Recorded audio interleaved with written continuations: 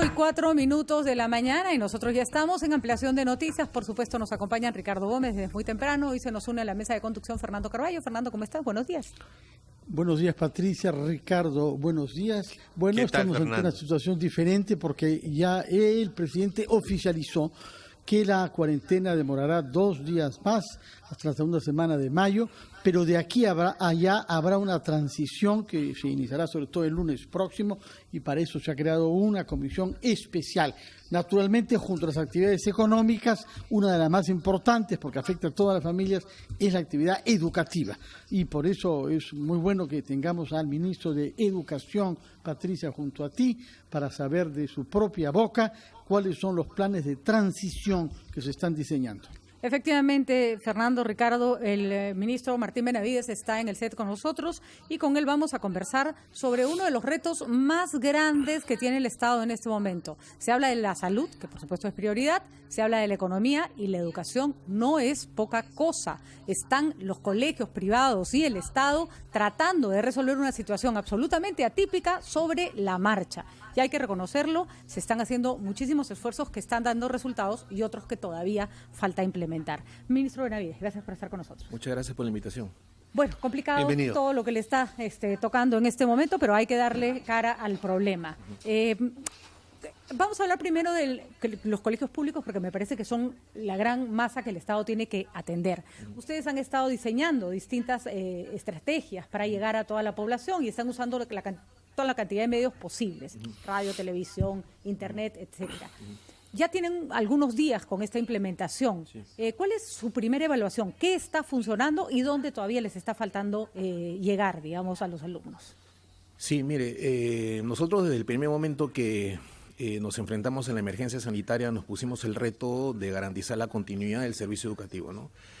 Eso se tenía que plasmar en una reformulación de la forma como estábamos acostumbrados a educar y entramos a lo que hemos llamado la fase remota y a distancia, a partir de la cual diseñamos una plataforma web y contenidos en televisión y radio, ¿no?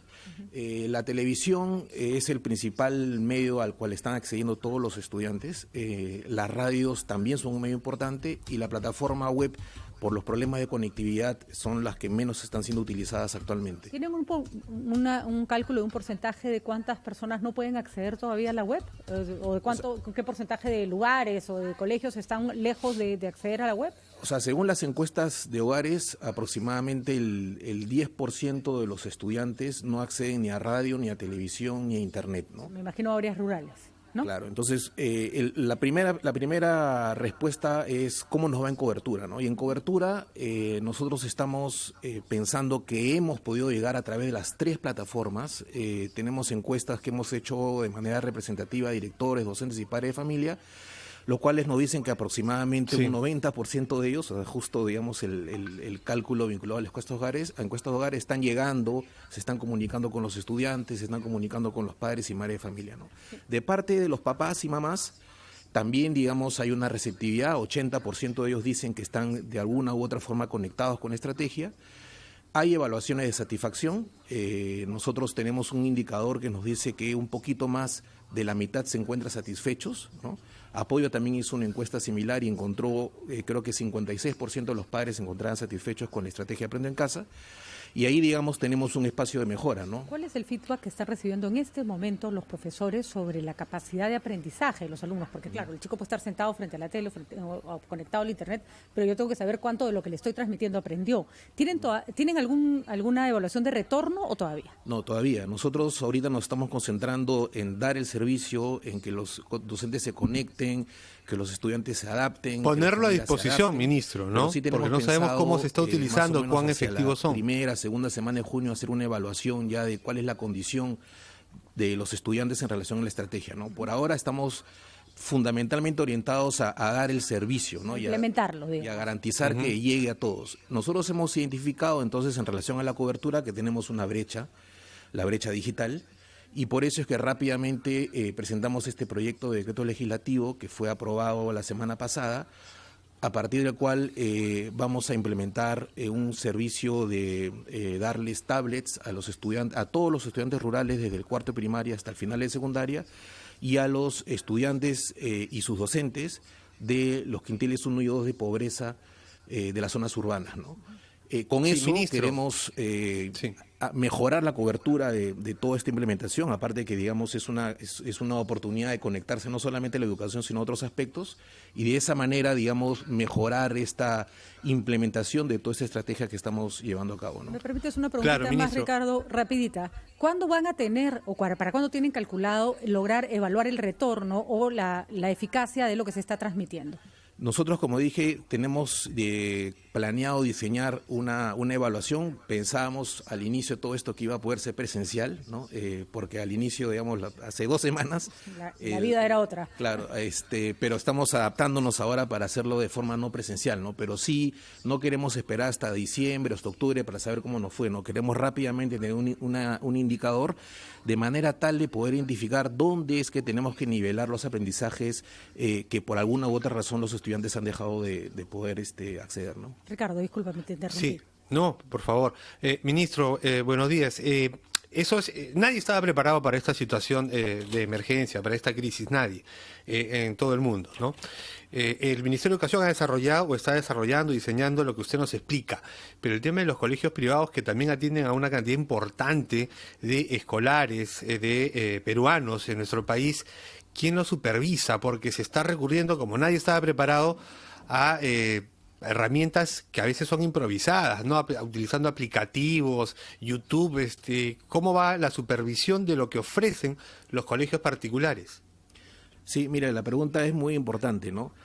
Nosotros, como Ministerio de Educación, tenemos la competencia de supervisar la calidad de los colegios privados, la SUNEDU y las universidades, nosotros de los colegios y los institutos privados, ¿no?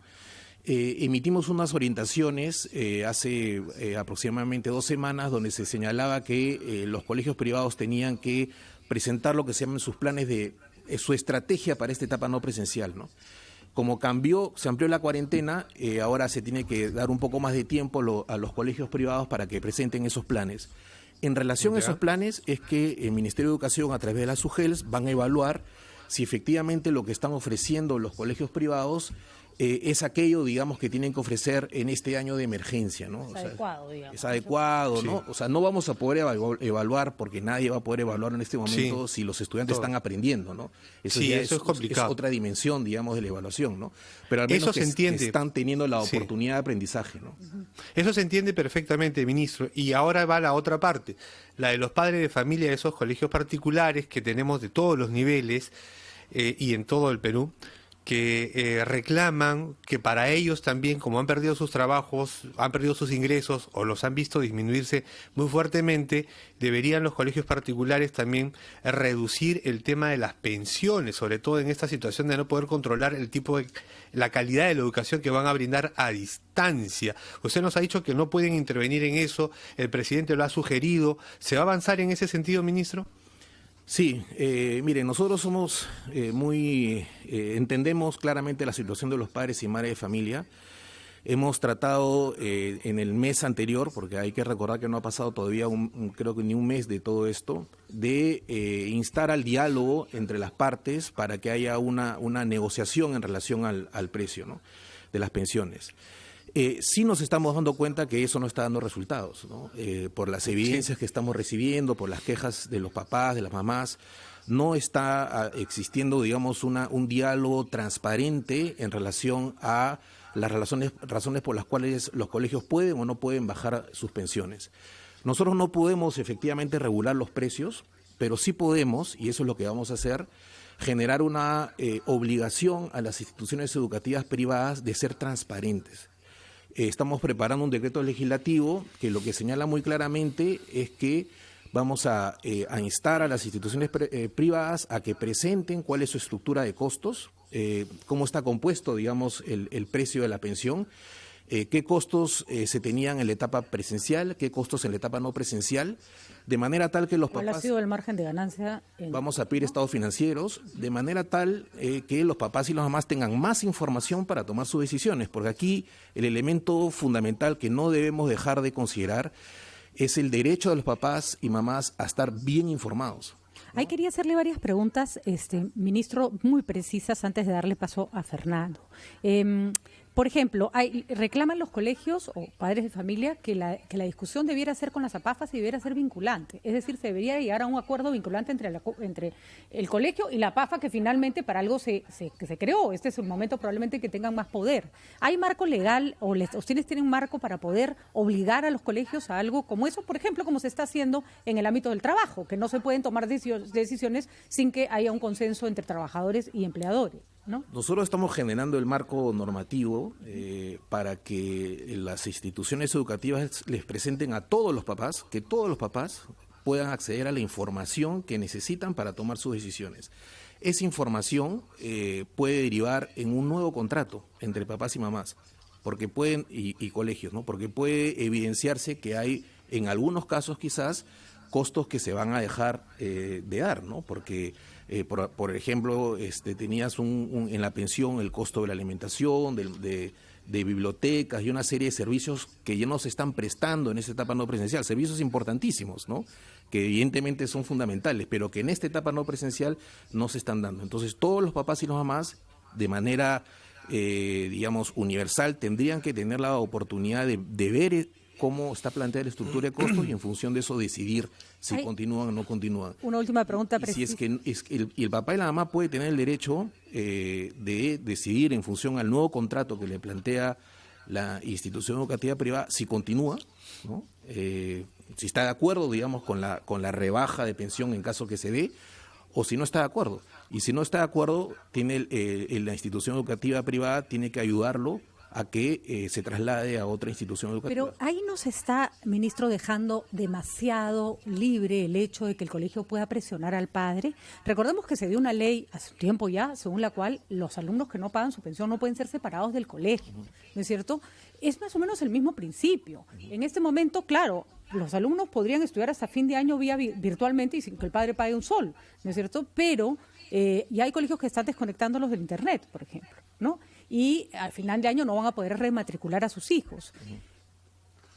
¿Por qué al final es una decisión? ¿Por qué no hay una protección al alumno? Porque finalmente le estás diciendo al papá, mira, vamos a pedirle al colegio todos los datos para que ustedes se pongan de acuerdo, pero si no se pueden poner de acuerdo, ya tú tendrás que buscar dónde pones a tu hijo, ¿no?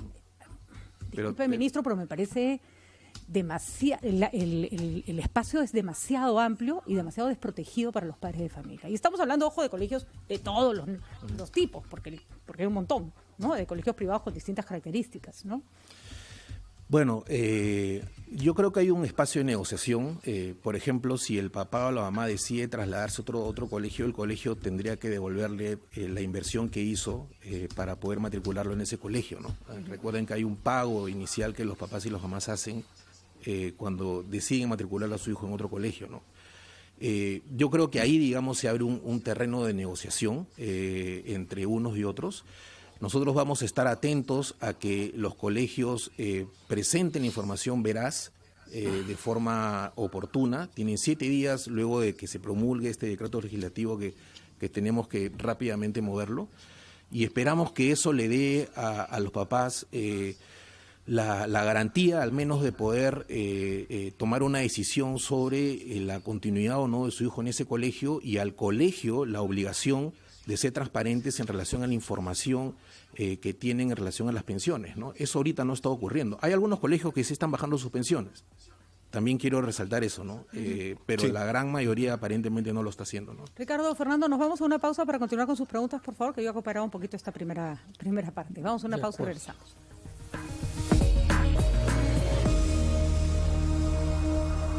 8:21 minutos, conversamos con el ministro Martín Benavides. Es el turno de Ricardo Fernánddo. No sé cuál quiere entrar con sus preguntas. Fernando. Fernando, gracias, tú mismo eres. Gracias, a ver. Patricia. Ministro, buenos días. Hemos hablado sobre pensiones escolares en las escuelas privadas y sobre la educación a distancia, digital o remota, como se le quiera llamar. Quisiera en primer lugar saber ¿cuál es el plan que se está previendo sobre la duración en lo que resta del año escolar hasta diciembre del uso de esta tecnología? Y en relación a ella, se dice que hay una deuda todavía de tabletas por la parte de los concesionarios privados que han implantado la red ancha en las regiones, que parte de esas concesiones preveía entregar al Estado tabletas justamente. ¿Qué puede usted informarnos sobre esto? Porque si nos vamos a lanzar a una compra masiva, habría antes que asegurarnos que el Estado haya recibido todo aquello que se pactó en un contrato con los concesionarios privados, ¿no? Sí, muchas gracias por la pregunta. En relación a lo que va a ser el año escolar, nosotros estamos emitiendo el día de hoy o mañana una norma donde lo que estamos diciendo, aparte, digamos, de plantear cuáles son las áreas y las competencias que debemos atender este año, es que en principio el año escolar va hasta el 22 de diciembre, pero dependiendo de las circunstancias se puede ampliar el año escolar, ¿no? ¿Cuáles son esas circunstancias? Si es que identificamos que hay grupos de la población que necesitan más periodo de educación, ojalá de manera presencial en ese momento, porque hay un esfuerzo de nivelación que se tiene que hacer. O, por ejemplo, nos damos cuenta que los estudiantes de quinto de secundaria necesitan refuerzo para poder iniciar su etapa post-secundaria. Entonces, estamos dejando esa posibilidad abierta para que si se necesita, se amplíe el año escolar, ¿no? Por ahora estamos con el periodo cerrando el 22 de diciembre, ¿no? Lo que el presidente ha dicho es que no están dadas las condiciones para el retorno a la presencialidad, creo que eso es evidente, y cualquier decisión vinculada a abrir las escuelas tiene que ser muy pensada y en relación a, digamos, a lo que el propio Ministerio de Salud señala, ¿no? En el mundo hay muchas diferentes prácticas en relación a esto, hay países que todavía no han abierto las escuelas, hay otros que las están abriendo por partes, otros que hablan las zonas rurales. Tenemos que evaluar todo eso y tomar la decisión, digamos, que corresponde en su momento, ¿no? Pero ahorita estamos todos enfocados en pensar que este año, al momento actual, va a ser un año de educación no presencial y de forma remota, ¿no? En relación a las tablets, nosotros no hemos iniciado todavía ningún proceso de adquisición, ¿no? Estamos todavía en las especificaciones técnicas. Queremos, porque esto es un proceso bastante complejo, muy delicado, es una compra importante, tener todas las garantías que se va a hacer con la máxima transparencia y estamos trabajando fuertemente en eso, incluso vamos a convocar a la Contraloría para que haga control concurrente de este proceso, ¿no? En relación a la pregunta, estamos coordinando también con el Ministerio de Transportes y Comunicaciones, que nos está ayudando bastante en varios temas vinculados a conectividad, que incluye, digamos, estos problemas vinculados a la red dorsal, que creo que es lo que usted está señalando, ¿no? Cualquier, digamos, contrato anterior que no haya sido cumplido, vamos a mirarlo, ¿no? O sea, no tengo la información precisa sobre lo que usted está diciendo, pero pierda cuidado de que si hay algo comprometido que no se ha implementado, estaremos atendiéndolo, ¿no? Ministro, un tema que no ha entrado en el radar aparentemente es lo que está pasando con los niños, con los jóvenes estudiantes de los centros de educación básica especial. ¿Se ha pensado en ellos? Porque hemos escuchado esta mañana un reclamo en la zona norte de nuestra capital y por redes sociales nos alcanzan también esa inquietud, ¿no? ¿Cuándo se va a contemplar, qué mirada se les va a dar a los centros de educación básica especial, los niños especiales de nuestro país? Sí, mire, en relación a ese tema, la educación peruana tiene varias deudas, ¿no? Históricas, ¿no? Tiene una deuda enorme con la población rural que estamos tratando de resolverla con esta estrategia de brecha digital. Tiene una deuda enorme con la población de los sectores urbanos empobrecidos y también tiene deudas acumuladas en relación a la atención de la población escolar con habilidades especiales, con discapacidades, sí, ¿no? Nosotros en la estrategia Aprendo en Casa, desde la tercera semana estamos ya incorporando material en la plataforma web vinculada a infografías, pictografías, para esta población que se está señalando, ¿no?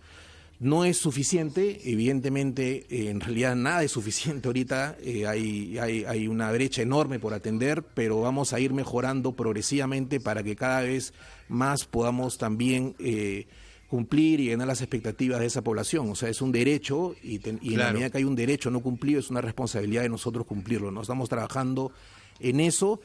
También en la televisión también hemos ido incorporando progresivamente desde esta semana, por ejemplo, el lenguaje de señas. Y poco a poco estamos tratando de resolver también efectivamente la demanda de la población que usted refiere, ¿no? Algunos colegios nos han hecho llegar, algunos profesores y directores de colegios nos han hecho llegar una inquietud, y es que para los profesores sería mucho más fácil trabajar desde sus propios centros de labores. Por supuesto, estamos hablando de colegios muy grandes, donde los profesores podrían mantener cada uno en un aula, manteniendo una distancia absolutamente posible, porque los colegios tienen los recursos técnicos para que los profesores puedan trabajar desde ahí. Muchos profesores están usando su internet, con todas las limitaciones que esto produce. ¿Se está evaluando en algún momento la posibilidad de que los profesores sean los que asistan a los colegios, por supuesto, sin ningún alumno, para poder trabajar desde su centro de labores? Estamos evaluando todas las posibilidades, ¿no? Hay muchas posibilidades todavía por definir. Evidentemente, esa es una de ellas. Habría que mirar qué dice el conjunto de los profesores. Además, cuáles pueden ir, cuáles no pueden ir. Hay que mirar los temas de salud, ¿no?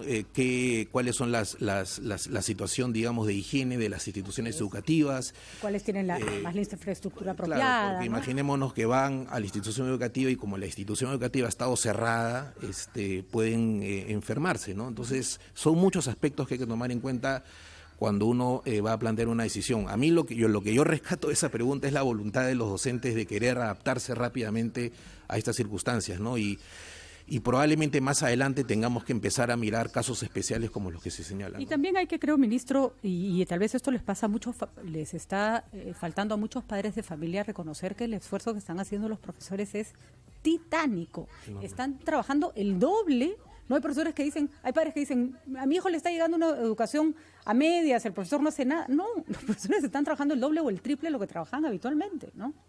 Efectivamente, por eso es que en la discusión que se tuvo al inicio sobre si lo no presencial era igual que lo presencial, en realidad no era una discusión adecuada, ¿no? Porque finalmente son dos procedimientos de enseñanza diferentes, pero que para los docentes puede lo no presencial incluso significar más tiempo de dedicación, ¿no? Sí.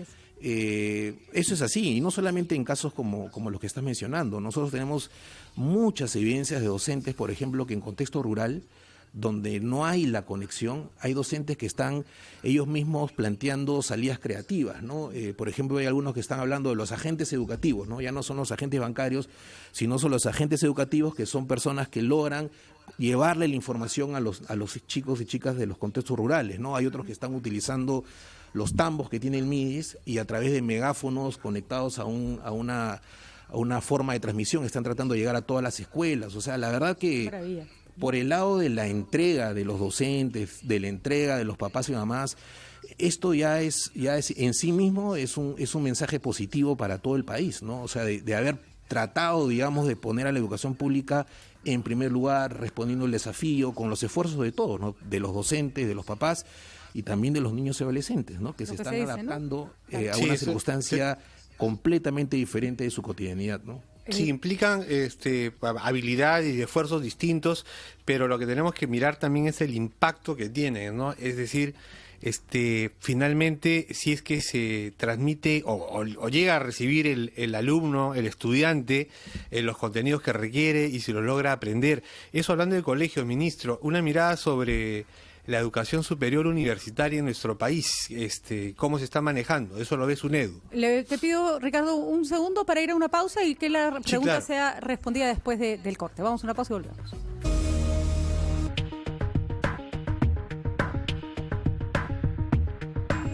Seguimos con el ministro Martín Benavides, que está con nosotros para responder todas las preguntas y dudas que hay sobre el ámbito de la educación. Y Ricardo, habías dejado una pregunta planteada, pero te pediría que la repitas para que todos la vuelvan a escuchar con calma.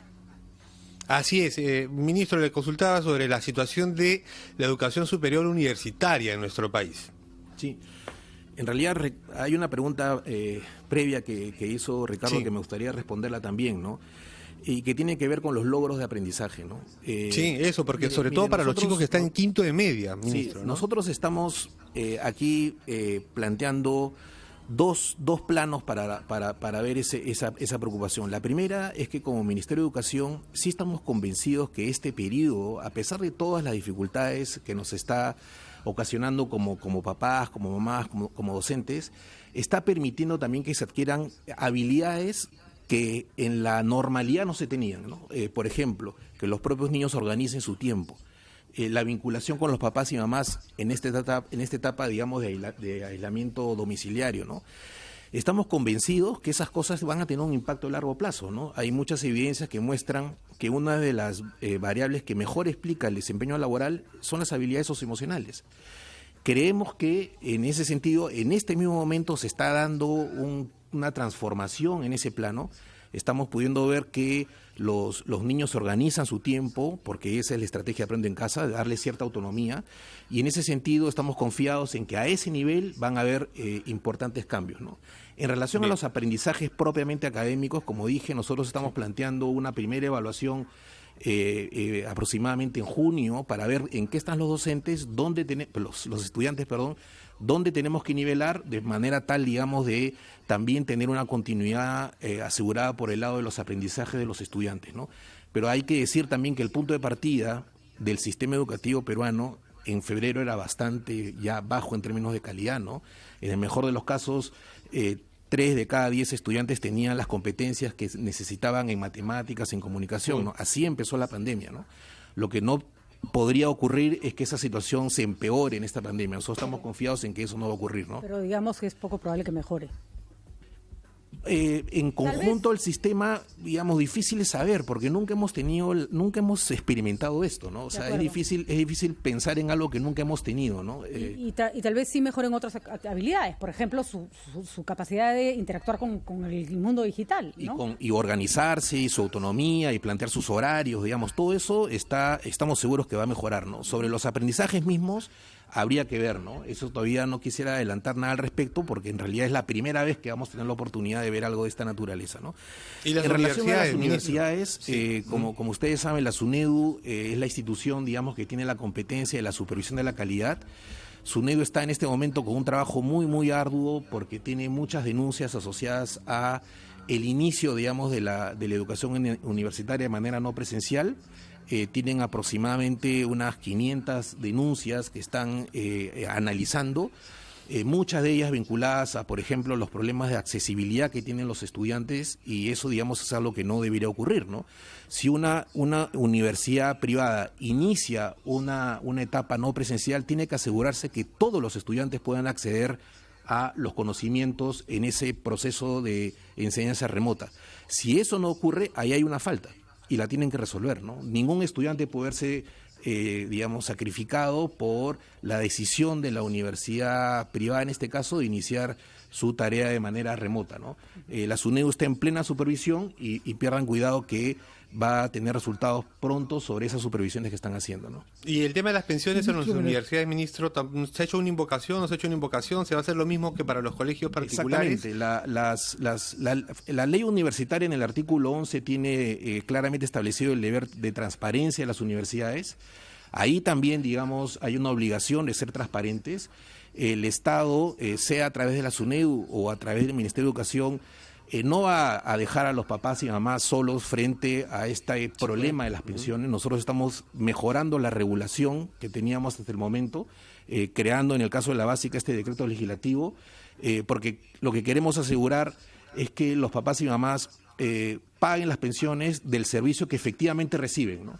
Y si hay un servicio que no están recibiendo, ellos tienen que conocerlo y esa pensión debería bajar, ¿no? De todas maneras debería bajar, ¿no?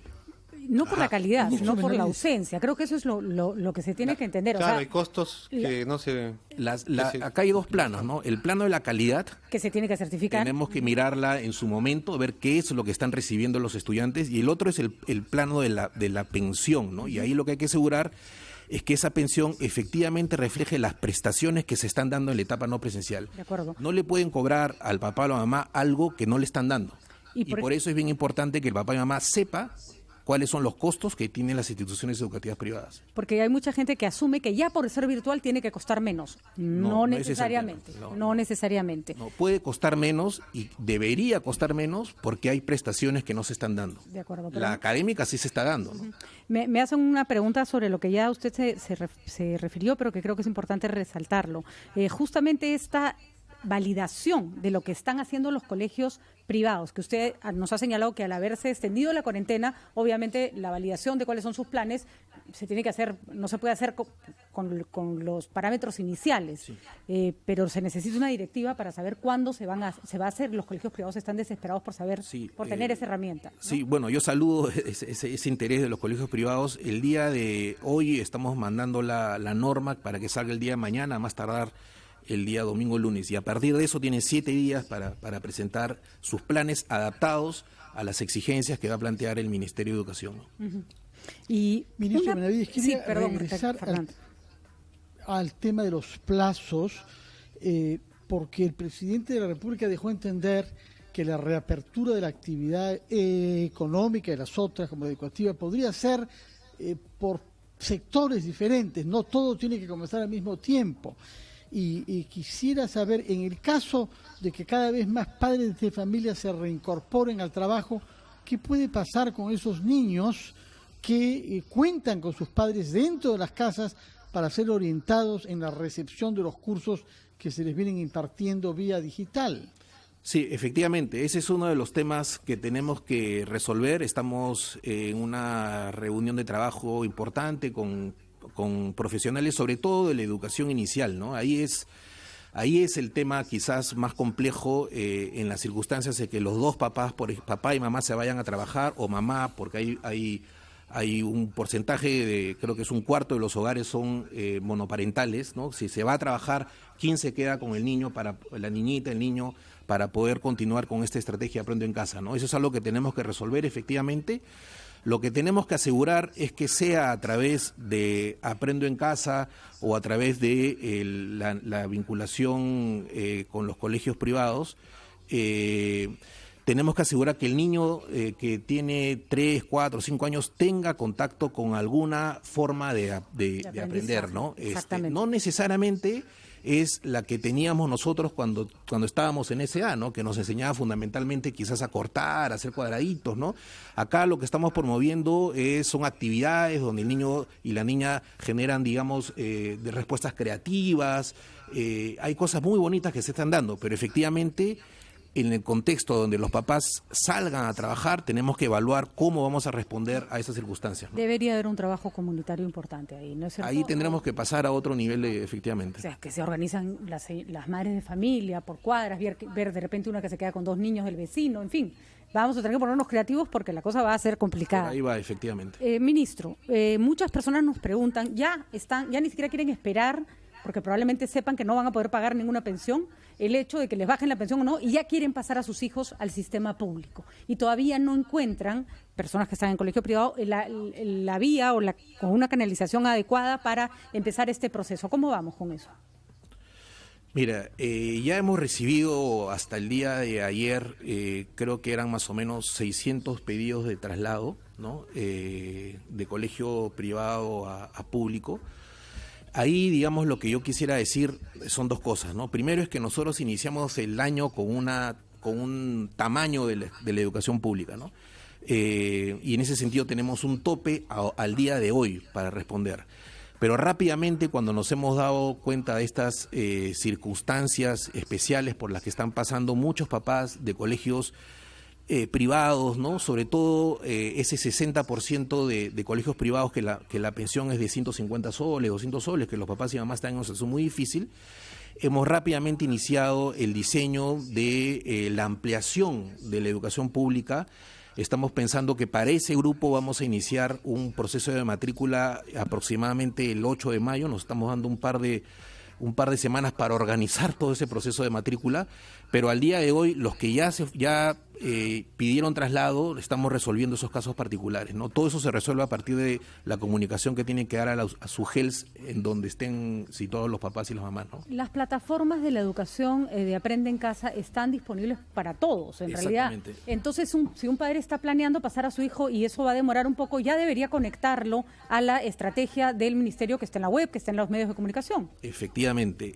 Aprende en Casa es un bien público, ¿no? Eso lo pueden utilizar los estudiantes de los colegios estatales y de los colegios privados en cualquier momento, y ahí hay un montón de información, no solamente de las estrategias diarias, sino hay muchos recursos adicionales que nosotros estamos poniendo al servicio de todos los estudiantes. Están los programas de televisión, están los programas de radio, hemos aumentado ya la franja televisiva, tenemos como más de 1.500 radios también comprometidas, tenemos a varias radios privadas nacionales que están transmitiendo los contenidos, o sea, todo eso es público. Y la plataforma en internet es bastante amigable, ¿no?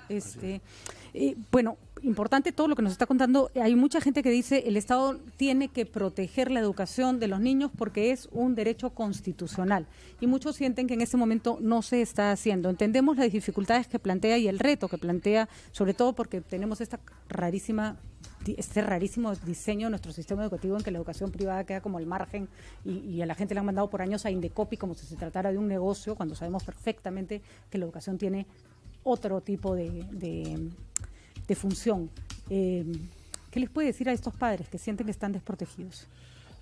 Mire, la educación es un servicio público, ¿no? Así sea de manera estatal o privada. Nosotros estamos generando la normativa que permita que esos papás y mamás no estén solos frente a la situación que están enfrentando con las instituciones educativas privadas.